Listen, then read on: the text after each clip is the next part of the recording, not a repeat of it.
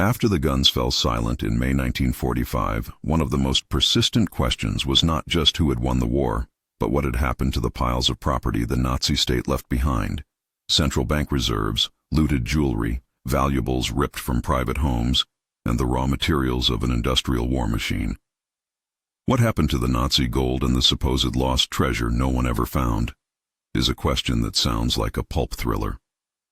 But the answer, if we follow the paperwork, the people, and the post-war logistics, looks a lot more like bureaucracy, recycling, and messy human behavior than a single dramatic cache sitting undiscovered in a mountain vault. Picture the immediate post-war scene. Columns of armored vehicles, gutted factories, vault doors forced open, and towns filled with refugees and soldiers. Allied technical teams and supply units moved quickly to seize and secure anything of military or economic value.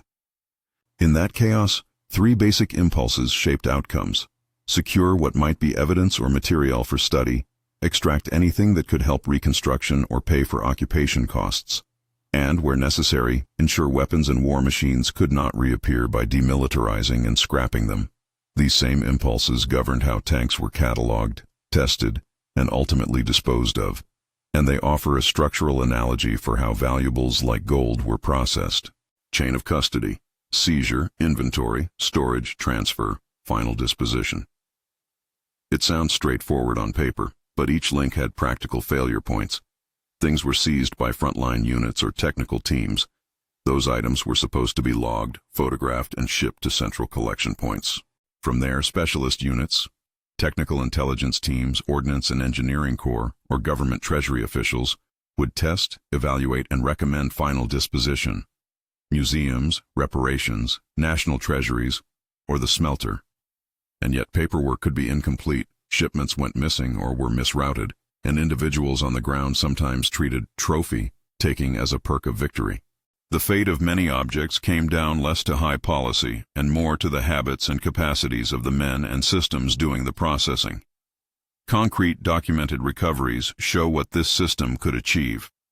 One striking example is the Merkers salt mine in Thuringia. In April 1945, U.S. forces uncovered enormous quantities of gold bullion, cash, and looted art stashed in cavernous mine galleries. That discovery was processed. Items were inventoried, guarded, and transferred to Allied custody.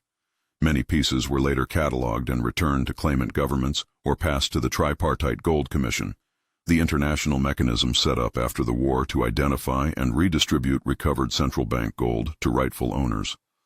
These procedures, secure the find, inventory, and hand over to the appropriate authority, are the archival high water mark of post-war recovery efforts. They demonstrate that when evidence was present and entry points manageable, Allied forces and international bodies could and did bring order to chaotic caches. But Merkers was the exception in part because it was large, obvious, and discovered by a disciplined unit that documented its find. More often, the trail grew muddied. Here the analogy to captured tanks is useful. Consider tanks collected for study. Some were shipped to Aberdeen Proving Ground in the United States, where engineering teams dissected them to learn design lessons. Some were sent to British facilities like Bovington or to Soviet research centers such as Kubinka. Many more were sent to industrial centers in the Ruhr to be cut apart and recycled into peacetime steel. The practical constraints, shipping capacity, labor priorities, availability of smelters, meant choices had to be made. A small number of vehicles were preserved. The vast majority were recycled.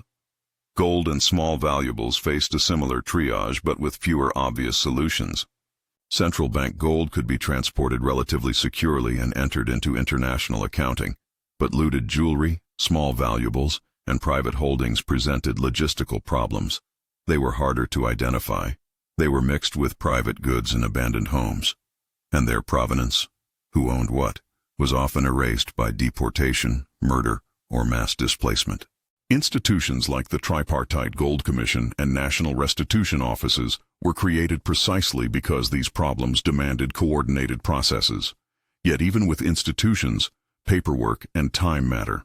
When records were missing or destroyed, the result was indefinito, items recorded as unaccounted, files with gaps, and assets listed under vague categories.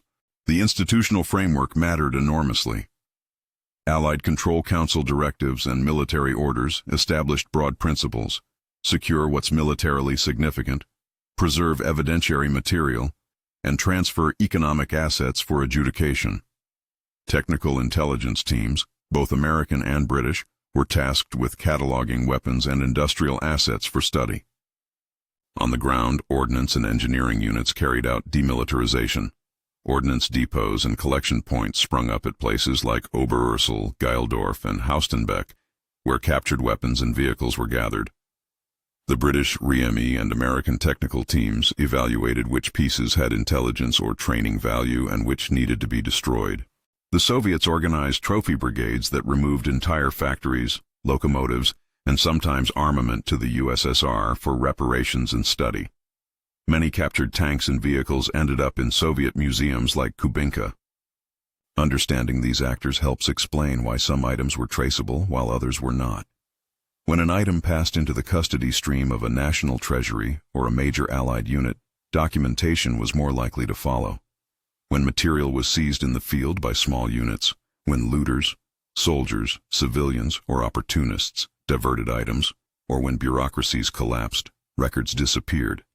The difference between a gold bar recorded on a manifest and a necklace slipped into a soldier's pocket could be the difference between documented restitution and permanent loss. There are multiple plausible fates for missing Nazi-era valuables, ordered here roughly by how likely archival and logistical evidence suggests they occurred. 1. Official seizure and transfer to Allied or successor national treasuries, followed by restitution attempts. This is a documented pathway. Central bank gold seized from German vaults, captured bullion, and items recovered from sites like Merkers were often handed to central authorities and, in many cases, processed by the Tripartite Gold Commission to return assets to claimant states. Museums and national collections received some artifacts that were judged historically significant. These are traceable via manifest records and archival correspondence. 2. Cataloging errors and misplaced paperwork. Wartime and immediate post-war records were vulnerable. Many shipment manifests were handwritten, cross-filed, or never reconciled. During the processing of captured tanks, for example, units sometimes marked items with crude tags that disappeared in transport. Similar errors affected smaller valuables. When there is a gap in the paper trail, the status becomes indefinido. There may be a ledger entry that says unallocated or unknown with no further trace. 3. Theft and opportunistic looting. There is abundant documentary evidence of looting at unit and civilian levels across occupied Germany. Soldiers took trophies. Civilians salvaged objects from abandoned homes. While not always organized criminality, these individual acts diverted countless small items away from any formal restitution pathway. For those objects, the provenance trail ends in private hands, and tracking them requires provenance research decades later. 4. Black market sales and ad hoc transfers. In the immediate post-war environment, scarce goods moved through informal networks, where officials or intermediaries facilitated sales, sometimes under the heading of occupation requisition, or through lax oversight. Items could be converted into cash or integrated into foreign markets. Evidence here is mixed. Some transactions are documented, others are suggested by patterns of post-war trade and later investigations. For example, scrutiny of Swiss banking relations and post-war gold flows. These channels can explain how asset values dissipated without an obvious repository. 5. Concealment or deliberate destruction of records. In some cases, records were intentionally destroyed to hide crimes or to simplify claims. This is different from a single mythical hiding place. It is a bureaucratic erasure. Evidence for intentional concealment exists in certain cases. Files shredded during retreats, intentional falsification of manifests, but broad claims of vast conspiratorial concealment require archival proof. When records are missing and motives ambiguous, the status must be noted as indefinido. 6. Physical destruction is less likely for gold itself because of its intrinsic value and recyclability. But containers, manifests, and records could be destroyed in bombing or by retreating forces, complicating later tracing. To illustrate both documented recovery and rumor, we can put two concrete cases side by side.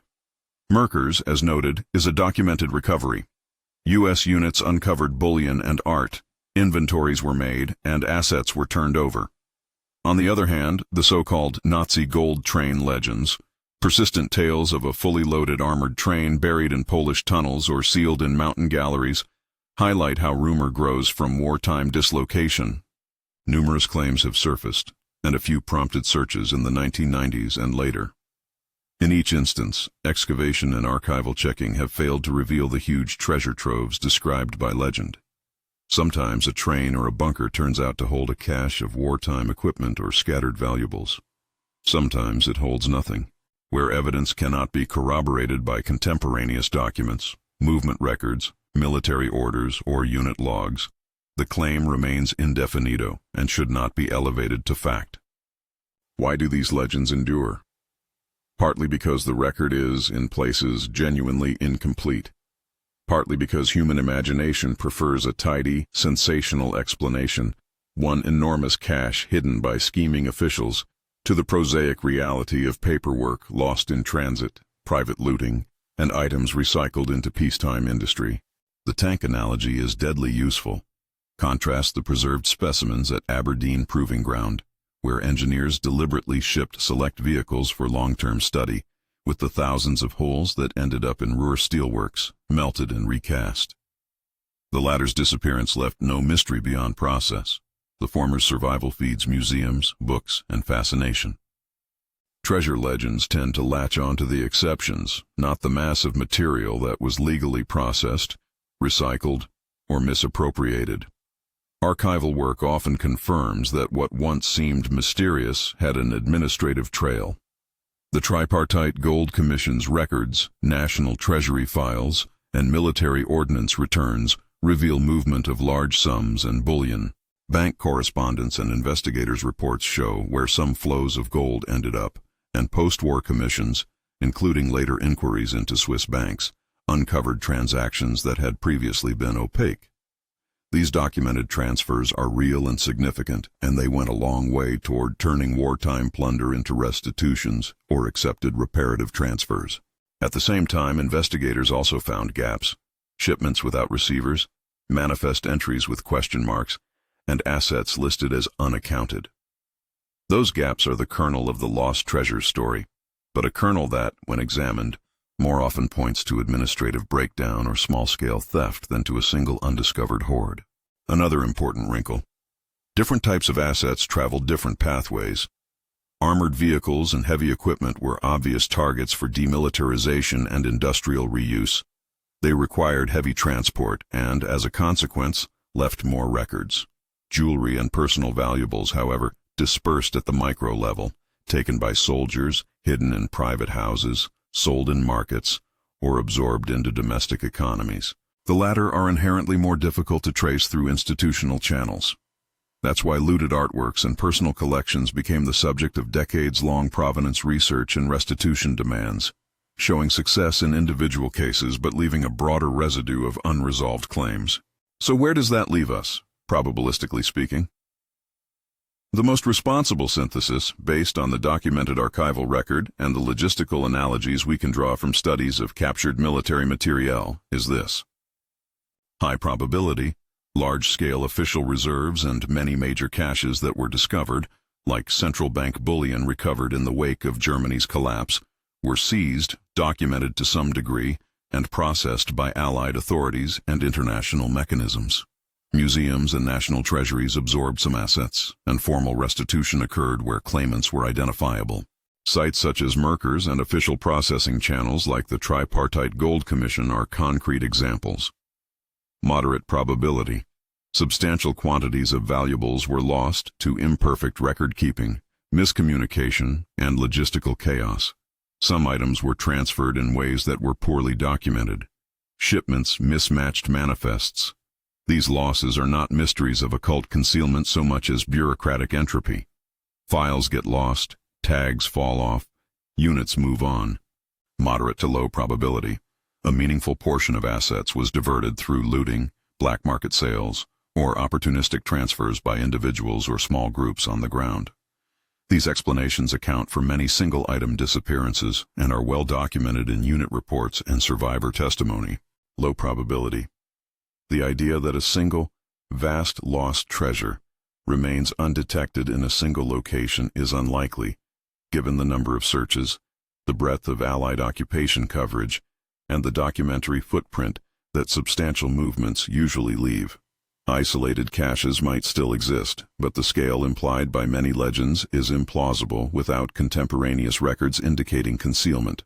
Finally, what should be done now? The sensible path forward is archival and provenance research, combing through surviving manifests, bank ledgers, military unit journals, and the records of restitution commissions. Museum provenance projects and legal claims have proven their value. They have returned paintings and personal effects to heirs and clarified ownership in numerous cases.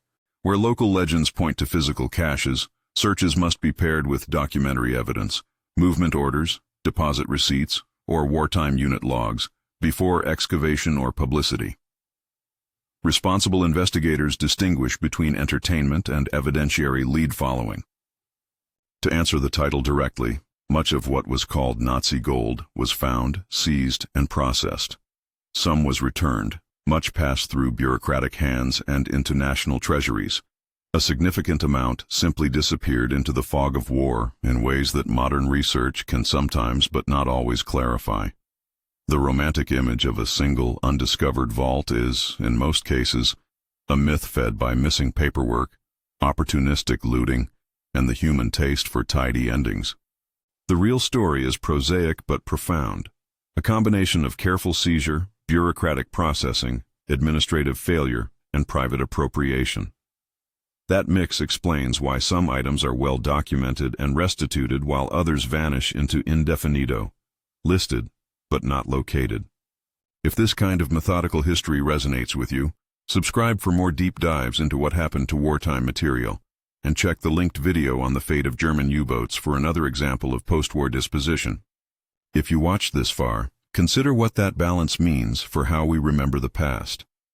Treasure stories can obscure the more meaningful work of piecing together ownership and responsibility from the surviving paper trail, and that is where restitution and historical justice begin. If you found this investigation useful, like and subscribe, share with someone who cares about provenance and history, and watch our next video on a documented recovery case that shows how archival work can return stolen property to families and nations.